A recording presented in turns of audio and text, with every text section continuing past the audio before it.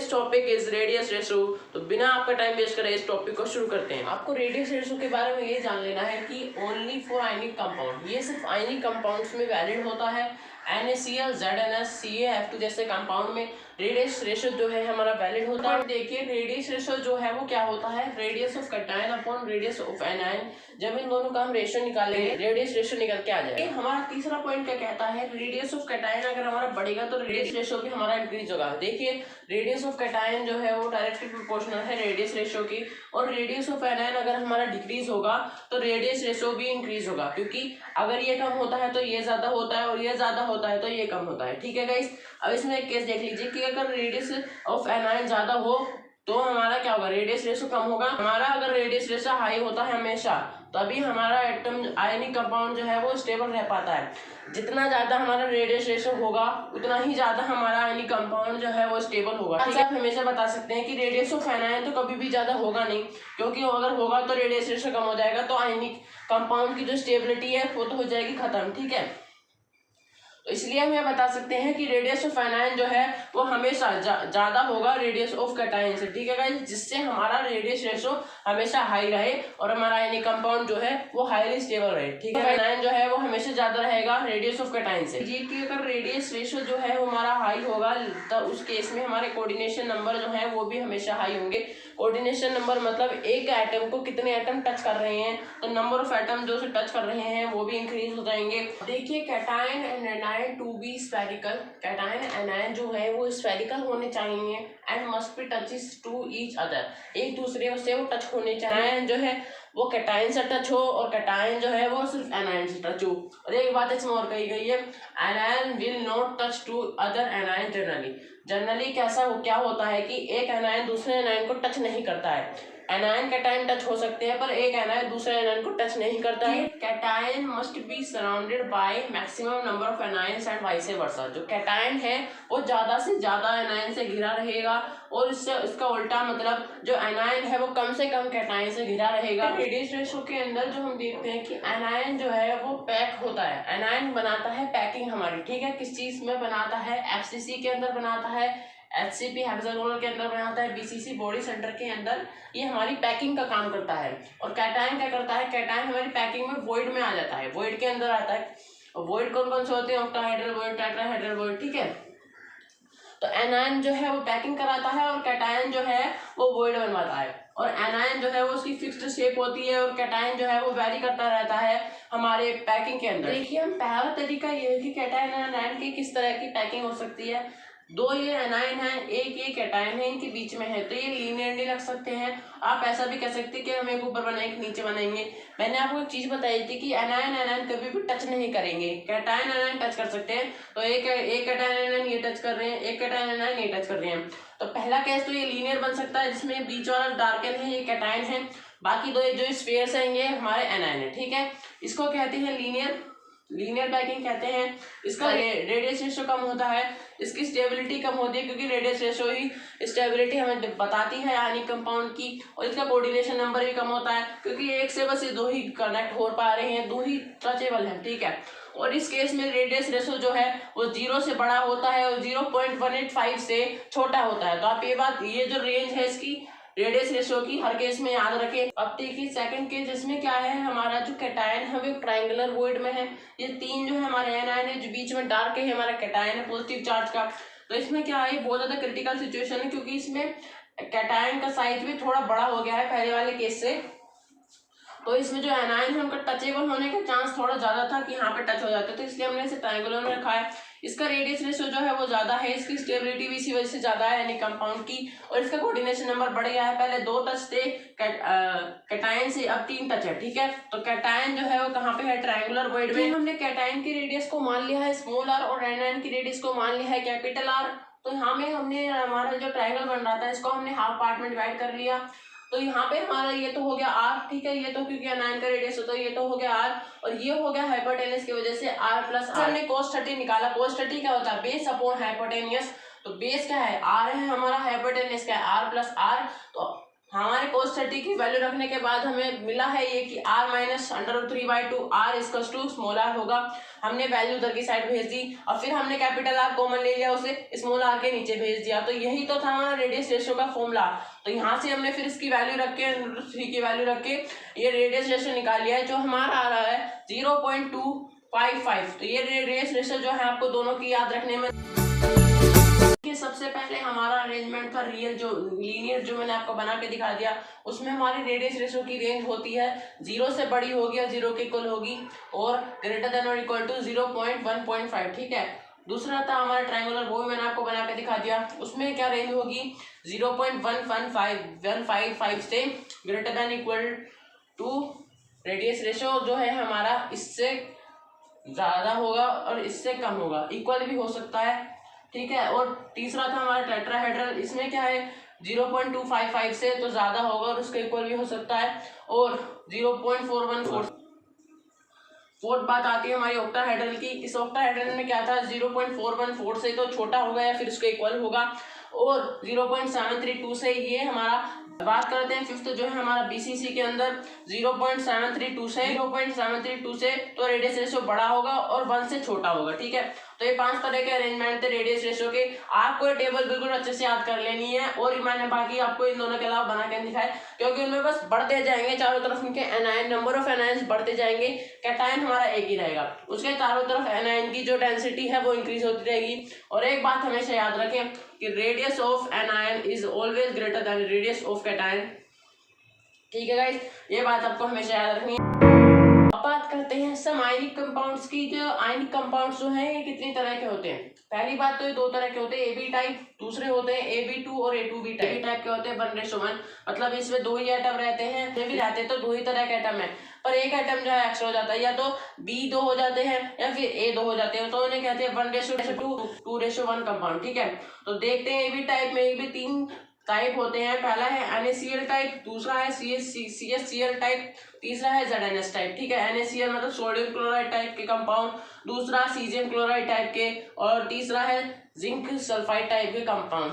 और A2B और AB2 में क्या होता है, इसमें 1:2 वाला जो होता है AB2 कैल्शियम फ्लोराइड जैसे कंपाउंड कहते हैं फ्लोराइड क्रिस्टल स्ट्रक्चर, और Na2O जैसे कंपाउंड जिन्हें कहते हैं एंटी फ्लोराइड क्रिस्टल स्ट्रक्चर। पहले हम बात करेंगे एबी टाइप आयनिक क्रिस्टल कंपाउंड की। ठीक है। तो सबसे पहला टाइप है इसका NaCl टाइप, जिसमें हमारे जो कैटायन है Na+ जैसे, वो हमेशा हमें वॉइड्स में मिलेंगे।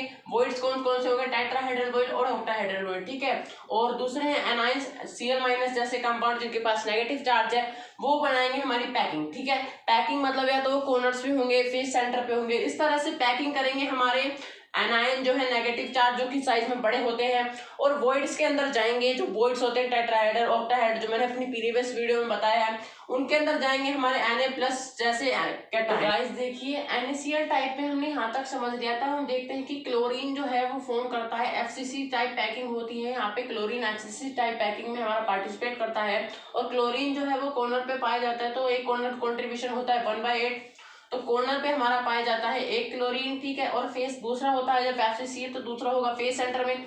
फेस सेंटर में पाई जाती है 6 फेस सेंटर होते हैं, उनका कंट्रीब्यूशन होता है 1/2। ये मैंने आपको अपनी प्रीवियस वीडियोस में बता रखा है। तो यहाँ पे टोटल मिला के क्लोरीन पर यूनिट सेल कितने हो गए, 4। एक यूनिट सेल के अंदर कितने क्लोरीन हो गए, 4। ठीक है।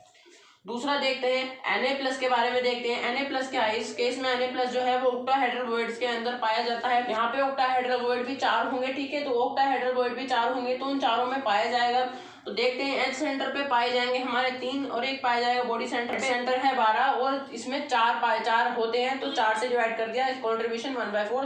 तो एच सेंटर पे हमारे 3 पाए जाएंगे N+। ऑक्टाहेड्रल वॉइड्स के अंदर बॉडी सेंटर पे पाया जाएगा 1। ठीक है। Na+ पर यूनिट सेल कितना आ गया, 4। Na+ पर यूनिट सेल हमारा आ गया 4। यहाँ पे मैंने आपको यूनिट सेल बना के दिखाई है। Na+ क्या है, Na+ वो है जिनके अंदर जो अंदर से खाली दिखाई दे रहे हैं, तो ये 4 है। 3 तो हो गए हमारे एच सेंटर पे, एक इस पे, एक इस पे, इस पे। आप एच सेंटर पे किसी भी एच सेंटर पे बना सकते हैं, मैंने 3 पे बनाया है, अब बाकी 5 पे बना लीजिए। ठीक है।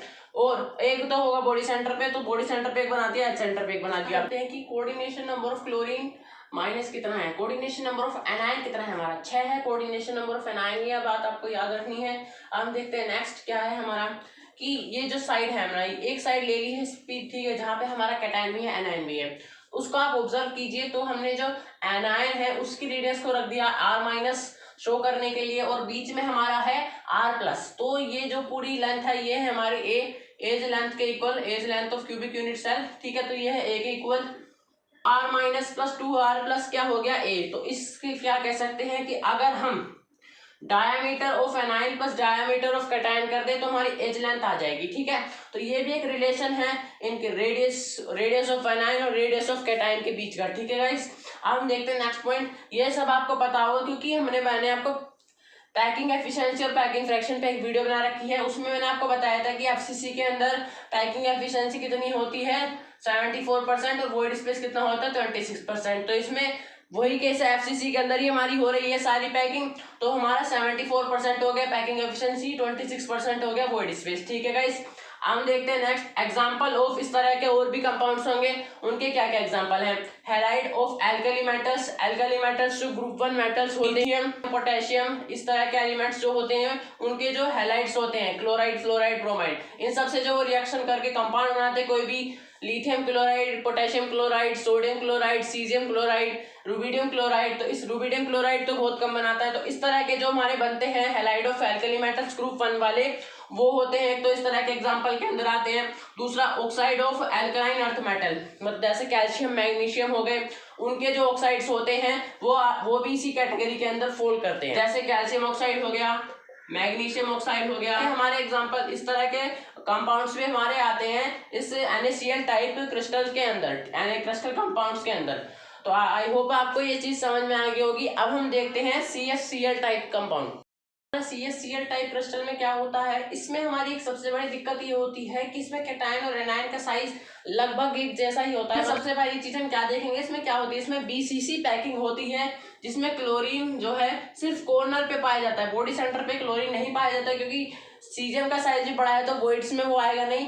तो वो क्या करेंगे, क्लोरीन पर यूनिट साइज हमारा फिर क्या आता है 8 × 1/8 कंट्रीब्यूशन होता है। तो टोटल 1 क्लोरीन होता है 1 यूनिट सेल के अंदर। सीजियम जो है वो बॉडी सेंटर पे रखा गया है, क्योंकि सीजियम का साइज भी जो है वो बड़ा है। तो caesium per unit cell, 1 unit cell के अंदर हमारा सीजियम कितना आएगा, वो भी होगा 1 क्रिस्टल आएगा हमारा 1 यूनिट सेल के अंदर पर यूनिट सेल में, ठीक है। Coordination number of caesium and chlorine दोनों का ही 8 है, मतलब ये और 8, एक क्लोरीन को 8 सीजियम घेरेंगे और एक सीजियम को 8 क्लोरीन घेरेंगे। तो इस तरह से दोनों का कोऑर्डिनेशन नंबर भी सेम है।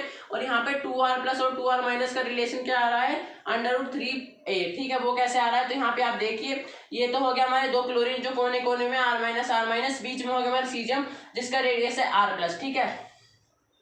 तो ये टोटल मिला के होता है √3 है, जो कि एक बॉडी डायगोनल है, बॉडी सेंटर का बॉडी डायगोनल, BCC का जो बॉडी डायगोनल है उसका लेंथ होता है √3 है।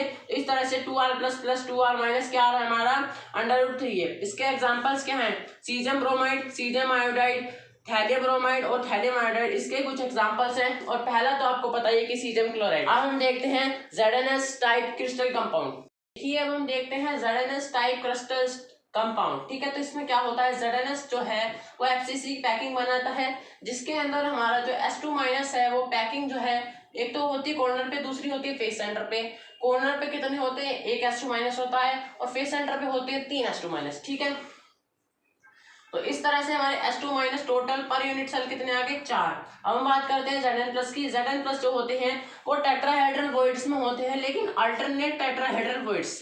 अब ये क्या होते हैं मैं आपको बताता हूँ। Zn+ जो है वो यूनिट्स पर यूनिट सेल में 4 पाए जाते हैं। टोटल हमारे टेट्राहेड्रल वॉइड क्या होते हैं 2 × Z। Z मतलब हमारे टोटल हमारे पर यूनिट सेल कितने एटम है, तो पर यूनिट सेल ऊपर FCC के अंदर थे 4 एटम। तो देखिए टोटल जो है 4, तो यहाँ पे हमारा टोटल टेट्राहेड्रल वॉइड है 8, ठीक है। लेकिन इसने कहा अल्टरनेट टेट्राहेड्रल वॉइड, जो बॉडी डायगोनल पे टेट्राहेड्रल वॉइड बनता है, जो बॉडी डायगोनल मैंने आपको बता रखा है ऐसे ऐसे करके, जो मेरी प्रीवियस वीडियो में बताया मैंने, एक बॉडी डायगोनल पे 2 टेट्राहेड्रल वॉइड बनते हैं। लेकिन हमें बनाने हैं अल्टरनेट, इसलिए हमारा एक बॉडी डायगोनल पे एक ही हमारा टेट्राहेड्रल वॉइड के अंदर जाएगा Zn+। ऐसे टोटल अल्टरनेट टेट्राहेड्रल वॉइड कितने हो गए 4, जिनके अंदर हमारा जाएगा Zn+। तो Zn+ पर यूनिट सेल हो गया 4। इस तरह से Zn+ S2- क्या हो गया पर यूनिट सेल हमारे 4 Zn+ जाएंगे। इसी तरह से तो हम कह सकते हैं कि Zn+ का जो कोऑर्डिनेशन नंबर है और S2- का जो कोऑर्डिनेशन नंबर है वो कोऑर्डिनेशन नंबर दोनों का है 4, ठीक है। क्योंकि एक S2- को 4 Zn+ टच करेंगे और एक Zn+ को 4s2- टच करेंगे। इस बात का मतलब ये है, इसके कुछ एग्जांपल हैं copper chloride, copper bromide, copper iodide, silver iodide. ठीक है, ये मैंने आपको बना के दिखाया। इसमें क्यूबिक यूनिट सेल में कॉर्नर पे जो ये वाइट है ये तो हो गए हमारे S2- और बाकी इस तरह से जो मैंने डॉट डॉट करके दिखाया है ये एक बॉडी डायगोनल है। इसी तरह से हमारे होंगे 4 बॉडी डायगोनल, तो 4 बॉडी डायगोनल पे होने चाहिए थे 8 Zn+ पर अल्टरनेट है टेट्राहेड्रल, तो हमारा एक बॉडी डायगोनल पे एक सेंटर में हमारा होगा Zn+। तो ये मैंने एक ही बना के दिखाया है। तो इसमें इस तरह से होंगे 4 Zn+ क्योंकि 4 बॉडी डायगोनल होंगे। तो एक से आई होप आपको समझ में आ गया होगा। तो गाइस मिलते हैं नेक्स्ट लेक्चर में। आपने मेरे चैनल को अब तक सब्सक्राइब नहीं करा है तो उसे सब्सक्राइब कर लीजिए। इस वीडियो को अपने फ्रेंड के साथ जरूर शेयर कीजिए और मेरे इस वीडियो को लाइक करना ना भूलें। Okay guys, bye bye.